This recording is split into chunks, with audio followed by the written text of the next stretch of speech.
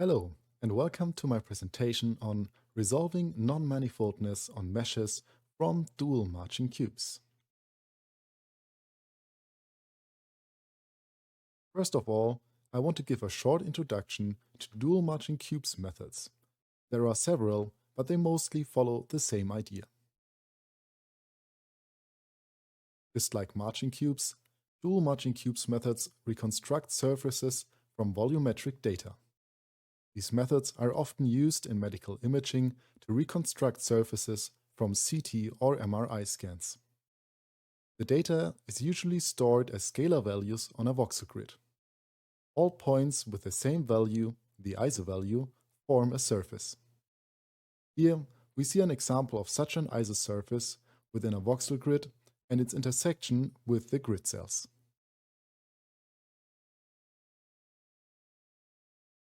The intersections of the ISO surface with the grid cells form polygons.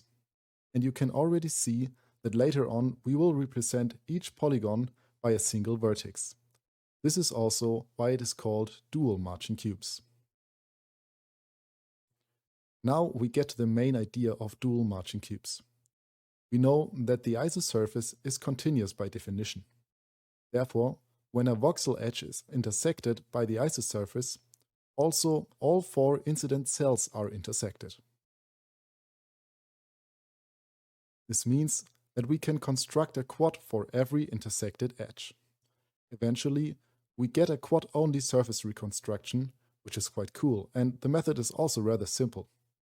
But there are also issues.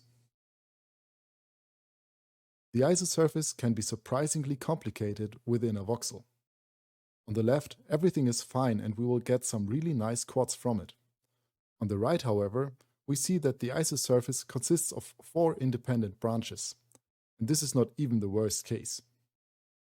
But today we will only focus on a very specific constellation. We will have a look at ISO surfaces that cause dual marching cubes methods to output non-manifold meshes. There are 2 possible non-manifold topologies. One causes a non-manifold vertex, the other one a non-manifold edge. However, we will only focus on the non-manifold edge case, because we use a dual marching cubes method that does not produce non-manifold vertices. So the left one is already solved. So, when do non-manifold edges appear? The answer is, this happens when the ISO surface forms a tunnel in between 2 voxels. In that case, all 4 edges of the incident face are intersected. And therefore, we also get 4 quads. Those quads share the same edge, and therefore, this edge is non-manifold. So, once more, this is the ISO surface that forms a tunnel in between 2 cells. In both cells, the ISO surface is represented by 1 vertex. Therefore, we get the non-manifold edge. Okay, let's resolve this. First, we need to pair up the quads incident to the non-manifold edge. These face pairs have to be chosen such that each pair represents one side of the tunnel.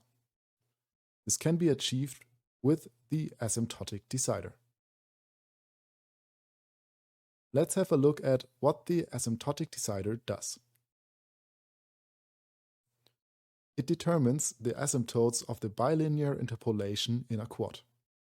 To be consistent with the interpolation, the mesh must not cross these asymptotes. We can also use it to determine the direction of the tunnel. In our case here, we need to pair our faces like it is shown on the left. Okay, we have our face pairs, but what next? The idea is quite simple.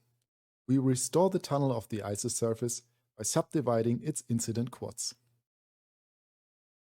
Let me show you how this is done. For the subdivision, we only need to consider 1 face pair. The step is exactly the same for the other 2 faces. First, each face is subdivided in 5 quads. Next, we detect all quads that are incident to the non-manifold edge. Based on these quads, we can find the vertices that must be merged. Finally, we remove the quads incident to the non-manifold edge and merge the vertices. You might think now that this could be done simpler by directly subdividing the non-manifold edge, but let me show you why all these steps are necessary. It might happen, and actually it happens quite often, that there are several adjacent non-manifold edges. If we follow the steps that I have just shown, this is rather simple to deal with. But there is one thing that has to be taken into account. We need to track which vertices will be merged. In this example, 3 vertices will be merged.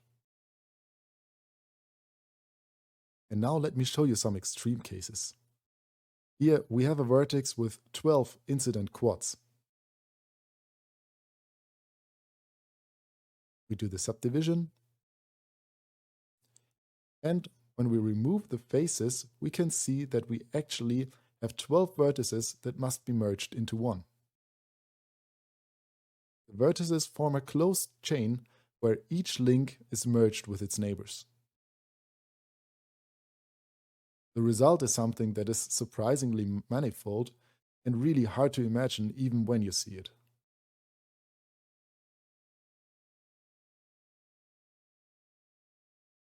This one is even worse.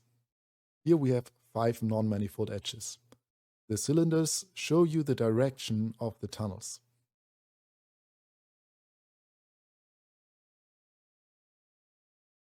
Again, we subdivide. We remove the faces incident to the non-manifold edges. And when we merge the vertices, we can see that something interesting happened. The merging actually produced a non-manifold edge again. The edge in the back is again non-manifold. So we have to do the procedure once more to finally get rid of all non-manifold edges. At this point, I want to mention that this is the only constellation we could find where we had to run the post-processing twice. But we cannot guarantee that no other constellation exists in general. However, we did quite a lot of testing, so I am pretty sure that this is it. When talking about manifoldness, we also need to talk about boundaries. When the outermost voxels contain the isosurface, some exceptional configurations might appear. These configurations contain non-manifold vertices and non-manifold edges with only 3 incident faces. The quads that are depicted in purple are not generated because they are sticking out of the voxel grid. What is left are the quads depicted in light blue. You might have noticed that all these configurations also contain the standard non-manifold case that we discussed before. Basically, the non-manifoldness along boundaries can be solved by removing the non-manifold edges that are sticking out of the voxel grid. This is achieved by adding a layer of voxels and duplicating the boundary values. Thus, no more non-manifold edges appear in boundary voxels. Now let me show you some results. These are the meshes presented in the paper. Actually, we ran it on even more datasets, but we decided to focus on the ones we considered as the most interesting. In the N4 column, you can see the number of non-manifold edges with 4 incident quads. In the 2 columns on the right are non-manifold edges with 3 incident quads and non-manifold vertices. Those can only appear on boundaries, and they are removed by duplicating the boundary values of the voxel grid. In the end, all non-manifold edges and non-manifold vertices disappear, and we get completely manifold meshes. Here are some details where you can see our method work. This is an example with a single non-manifold edge. And here is a comparison with the refined voxel grid. The topology of the resolved non-manifold edge and the mesh generated on the refined voxel grid are the same.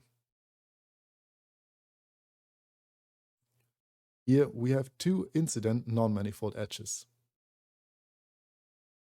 We compare the refined voxel grid and we can see that we get the same topology.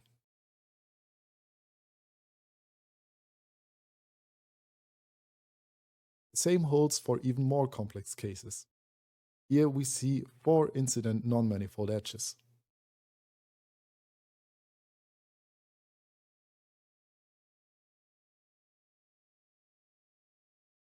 Thanks to the CUDA implementation, dual marching cubes and the post-processing are very fast.